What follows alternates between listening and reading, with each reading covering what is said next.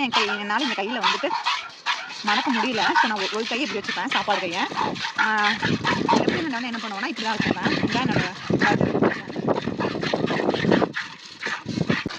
இல்லை அடிக்கடி வந்து மேடம் வந்து அடிப்பாங்க.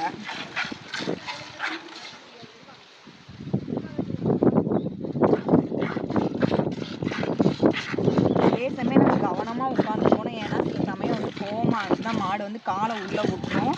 நம்ம வந்து கீழே வந்து பார்த்துக்கிட்டே இருக்கணும். அங்கிட்டு வேடிக்கை பார்த்துட்டு இருந்தோம்னா டக்குன்னு காலை உள்ளே விட்டுரும், ஏதாவது ஒன்று பண்ணிடும். ஸோ கவனமாகணும். கொஞ்சம் இது ஆச்சுன்னா டக்குன்னு நம்ம குண்டா எடுத்துடணும். ஸோ அந்தளவுக்கு நம்ம வந்து அட்டென்ஷன் பொசிஷனில் இருந்தால் மட்டும்தான் வந்து பால் கறக்க முடியும். கவனத்தை வந்து இங்கே வைக்கணும். எனக்கு டக்குன்னு மாடு எட்டி கூட உதைக்கும் நம்மளை. அதிகமாக ஸ்லோவாக எடுத்தோம்னா அப்படி தான் மாடு வந்து பாலை உள்ளே வச்சுக்கும்.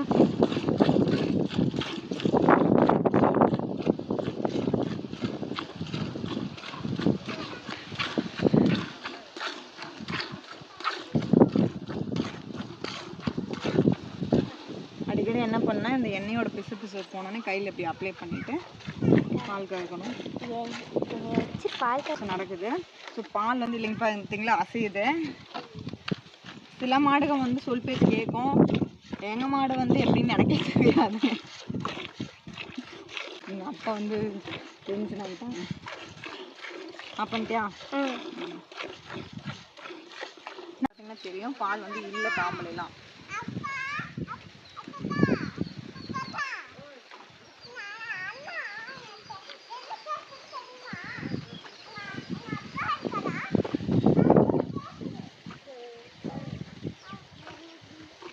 முடிஞ்சு. இப்போ நம்ம மெதுவாக இங்கிட்ட எடுத்து வச்சிடலாம். மேடம் வந்து நின்றுக்கிட்டே தான் இருப்பாங்க. போகலாங்க நீங்கள் அங்கிட்டு பாங்க. அவ்வளோ இவ்வளோதான் பால் கம்மியாகிடுச்சு. பால்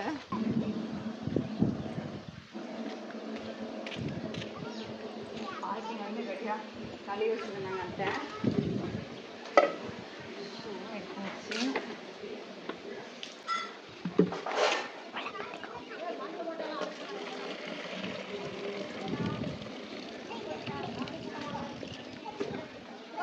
கொஞ்சம் வீட்டில் வச்சாச்சு.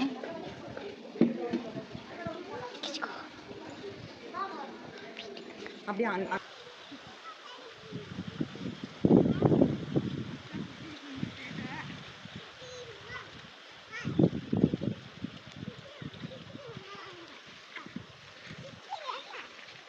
கொண்டு போய் அந்த இடத்துல அங்கே வைக்கணும். அந்த சைடு அங்கே போய் வைக்கணும்.